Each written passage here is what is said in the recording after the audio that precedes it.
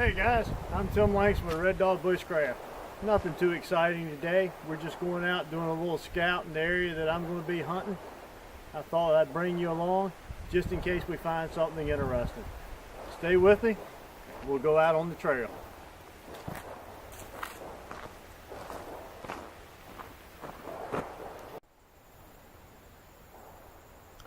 Now here's a nice find. Looks like the beauty berries are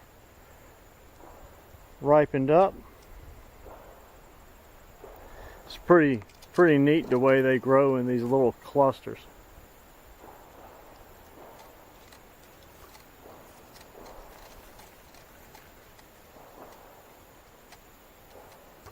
See what else we can find.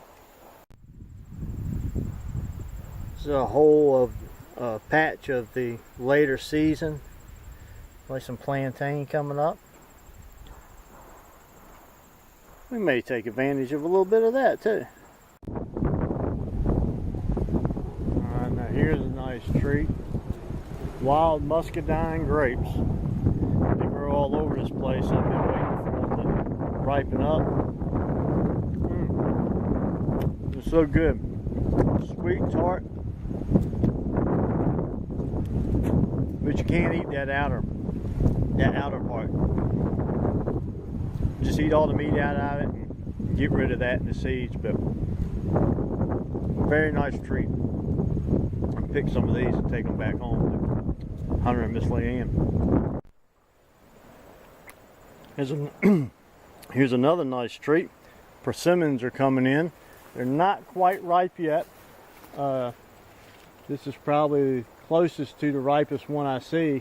You really have to keep an eye on them because when they do turn ripe, they'll fall off and they get real soft. The animals love them, so you got to beat them to them. But if you eat them when they're a little bit under ripened, they'll really pucker your mouth up. They'll dry out your mouth. But I've been waiting for these to come in for some time, and it looks like we've got a good heavy crop this year. Look at the size of this deer trail coming out of this persimmon tree. That's as big as a backpacker's trail, man. They must love them too. Here's a nice find for us. Walnut. We can confirm that's walnut just by the leaves. But also as we take a look at the bark of the tree here.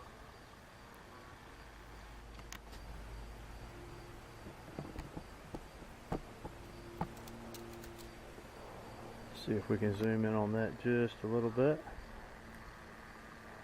So there's your walnut tree. And just as further confirmation, walnuts on the ground. We're going to save a couple of these. I got a project coming up that we can use the tannin in these. So these 5 will be more than enough. We'll continue on with our scout.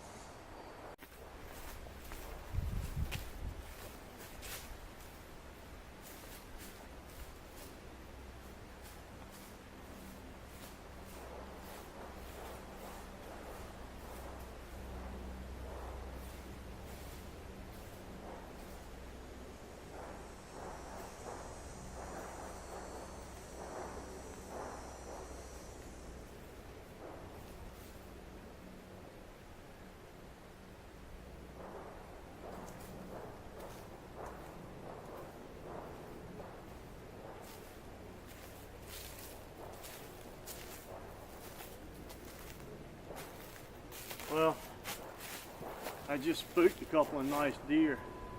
They were sitting there eating these, what do we call them? These large acorns.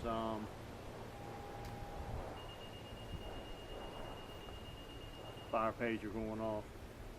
But anyway, they were sitting there eating those large acorns. Anyway, I spooked them out of here, so I guess this would be a good place to take a little break and let me show you another piece of gear. Let me move the camera in a little bit closer.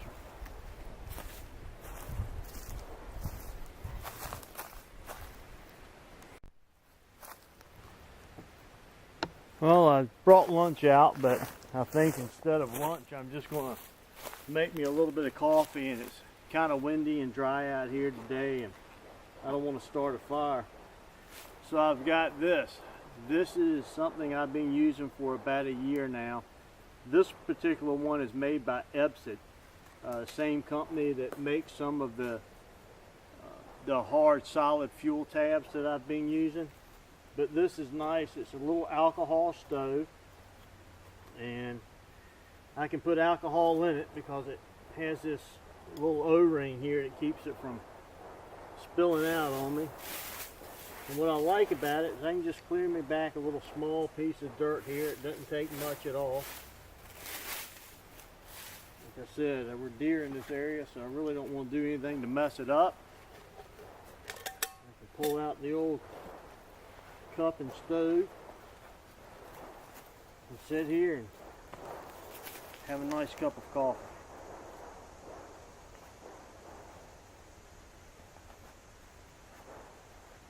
Now let me get my other ferro rod out. We'll get this thing fired up. I'll show you how well it works. Alright, sorry about that, guys. I do keep a cigarette lighter in the kit there, and also some solid fuel in one of these little snuff tins, just so I can use solid food. That's what I mean solid fluid. That's what I used to use all the time. But I wanted to grab my older ferro rod. Now you can't see that flame, but I guarantee you that's burning.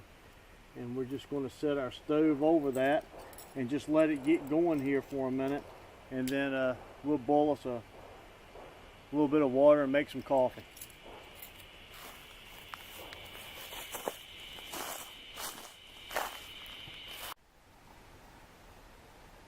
Now it's been about 4 minutes, and as you can see, we're starting to get a good boil going on there. And one thing I'll caution you with these stoves, you see the fire coming out around the edge. That handle can get a little hot. But I just wanted to show you, it gets so hot, look, it starts to discolor and actually change the shape of that stove. But that's okay, because it'll go right back into form. And then you can take this little top and sit on there and snuff it out, and we got plenty for the next time. Alright, let's get settled in here for a minute. Let's talk a little bit about what the purpose of the day was, why I was out here. The reason I was out on the Scout was just checking the area for deer sign. This is an area I'm going to be hunting, and I saw deer, and I found plenty of places and trails, and got some good places to set up. But while I was out here, whew, that's hot. The other thing I was doing was checking for different plants and things that are available this time of year. And I did that for a couple of reasons. One was to see what's out there that the deer might be grazing on, but the other was I carried a book with me, and this is just a calendar book. And I got a tip from, oh, his name slips my mind right now to come to me, but he was talking about how the primitives people and the frontiersmen at the time, back in the days of old, we keep records and keep a watch on when specific foods and wild edibles and medicines came available. And there was always work to be done. They were always busy, but they set their priorities in order that when these wild edibles, like these grapes and the persimmons and the other wild fruits, when they came available, they stopped what they were doing in an order of priority, and they would harvest those and put them away and do whatever they needed to do to keep those, and they would feast on those during those times of harvest. But they would keep a record of when those edibles came available, so that they knew as the seasons came what to start keeping an eye out for. And that's exactly what I've started doing. Jason Hunt is the person who gave that tip on YouTube, and he is with Frontier Christian University, and I believe Kentucky Bushcraft is his YouTube channel. I encourage you to check him out and to look at that. I thought that was an awesome tip.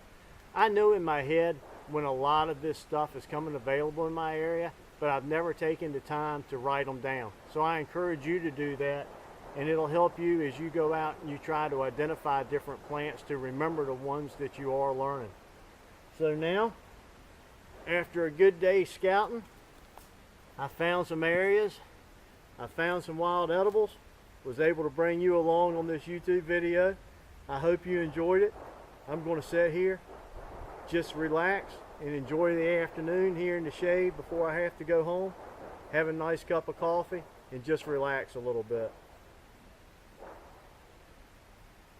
So thanks for joining me for this video.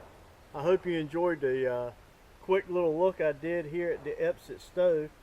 One further piece of information that I would give you about it is the top of the stove does get a little warm, and I can handle it right now, but I'm going to wait until it cools off a little bit more before I screw the lid on it, because this gasket that's on the top, we don't want that to melt. And that's just another little tip for you. But the alcohol stove is working out great for me. The solid fuel tabs are starting to get a little expensive. I've noticed in a couple of brochures that I get that the prices are finally starting to come back down a little bit, but alcohol is readily available in my area and you can pick it up most anywhere, and being able to carry that little stove and not having to make a fire, that's quite advantageous for me. So until next time, I'm Tim Langston with Red Dog Bushcraft, home of global safety and survival. I'll try to come out with another video here real soon. Until then, y'all take care and God bless.